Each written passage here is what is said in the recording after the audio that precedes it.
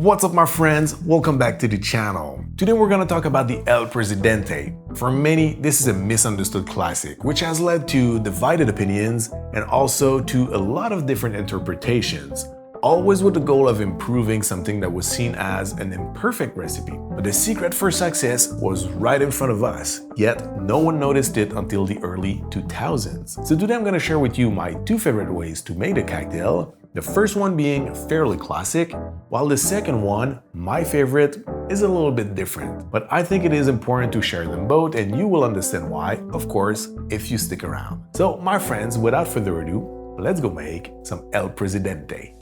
Let's go.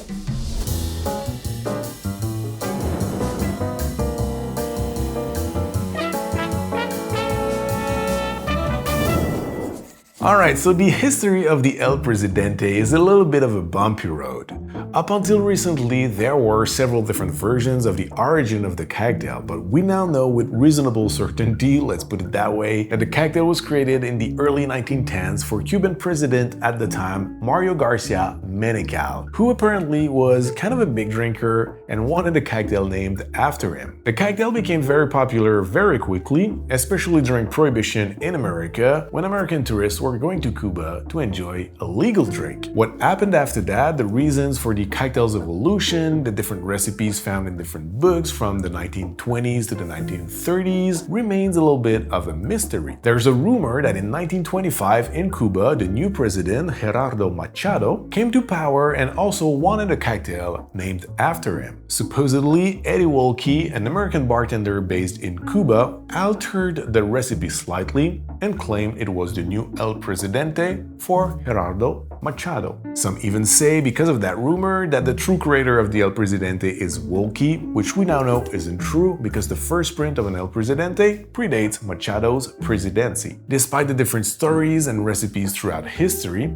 there's one consistent feature about the El Presidente, and it's the use of vermouth de Chambéry. For years, vermouth de Chambéry was considered a dry vermouth, because Chambéry is a French region and oftentimes French vermouths are considered dry vermouth in opposition to Italian vermouths that are often considered a sweet vermouth. But the Chambéry vermouth is actually a completely different style. To put it in a very simple way, it's kind of a hybrid between the dry and the sweet vermouth, and it's wide. And according to many, including cocktail historian David Wondrich, this is what can make or break the cocktail. So to make a good classic El Presidente, we should stick to vermouth de Chambéry, now also known as Blanc vermouth.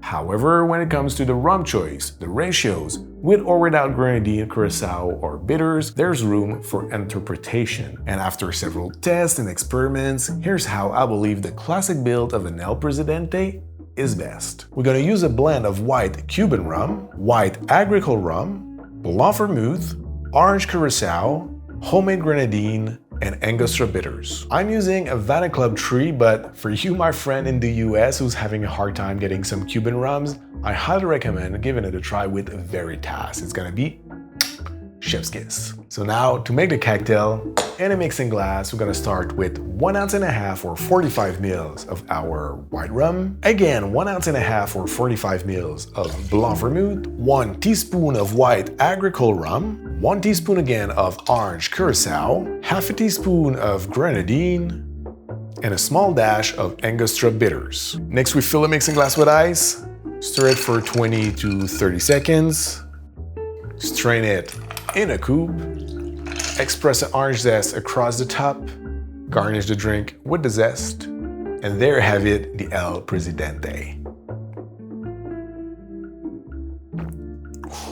It is light, bright, but boozy at the same time, slightly grassy and fruity. It is highly enjoyable. The blend of rum gives a lot of flavor to the cocktail, and you may don't know that, but back in the 1910s, white rum, or rums in general, even Cuban rums, were much more flavorful than some white rums that we can get nowadays. The commercial rums that are charcoal filtered, like Bacardi. I mean, Bacardi back in the days, according to cocktail historians, were grassier back then, so that addition of agricole rum with the Havana Club 3 really makes all this beautiful natural rum flavor shine, and it works wonderfully. So like I said, it is a highly enjoyable cocktail, but for years I haven't made it that way. Before it became common knowledge that the El Presidente was made with blanc vermouth rather than dry vermouth, I participated to the experiments to perfect this misunderstood and not so great classic. And given what we know now, I came up with something pretty far from the classic recipe. And because I'm not a purist, I kept on calling it an El Presidente, and I even put it in my free cocktail Bible that I shared a couple of weeks ago. And now I realize that it might be a little bit confusing. So I decided to update the cocktail Bible using this recipe as the true El Presidente. I also added a couple more recipes that I skipped the first time. So if you want your version of the updated cocktail Bible, it's gonna be in the description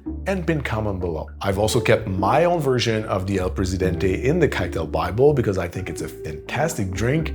I even think it surpasses the classic. But since I flipped everything around, switched the ratios, changed the rums and a lot of different things, I feel like I overthrown the President to make my own coup d'etat. So this is what I named the cocktail. So to make it, we're gonna need aged Cuban rum, aged Jamaican rum, Fino sherry, orange Curaçao, homemade grenadine, and orange bitters. So in a mixing glass, we're gonna add 1.5 ounces or 45 ml of aged Cuban rum. I'm using Havana Club 7 here, but again, if you can't get any Cuban rums, a good aged Puerto Rican rum will be very nice in this cocktail. Next, we're gonna add 3/4 ounce or 22.5 ml of Fino sherry, 1/2 ounce or 15 ml of orange Curaçao, 1 teaspoon of aged Jamaican rum,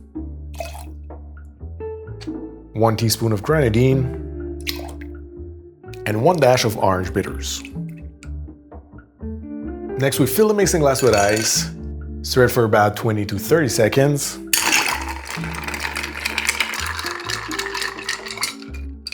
Strain this in a beautiful cocktail coupe. Again, we're gonna express the orange zest across the top for the beautiful oils. Garnish the drink with the zest, and there you have it, the newly named coup d'etat. Cheers. So right off the bat, we are richer and more complex, and that mostly due to the fact that we used aged rum with the aging notes and a little bit of hogo from the Jamaican rum. But the main difference is from the fact that we used a Fino sherry instead of blanc vermouth, which is extremely dry. It's even drier than dry vermouth. So to counterbalance that dryness, we can use a little bit more of sugar, and that makes more flavor in the cocktail. So we use 1/2 ounce of dry Curaçao, so we have more vibrant orange flavors, a little bit more of grenadine, so we have that sweet and sour fruitiness that supports the orange flavors. I think it's a perfectly balanced cocktail with beautiful complexity, super rich yet pretty refreshing for this style of cocktail. I love it, and I hope you're gonna love it too. So my friends, this is it for me today. Thank you very much for watching. Don't forget to subscribe before you go, to turn that bell if you want to make sure not to miss the next one. Until then, thank you very much again. Have a great day, and see you very soon. Cheers. And don't forget your free cocktail Bible version 2.0 in the description below. Cheers.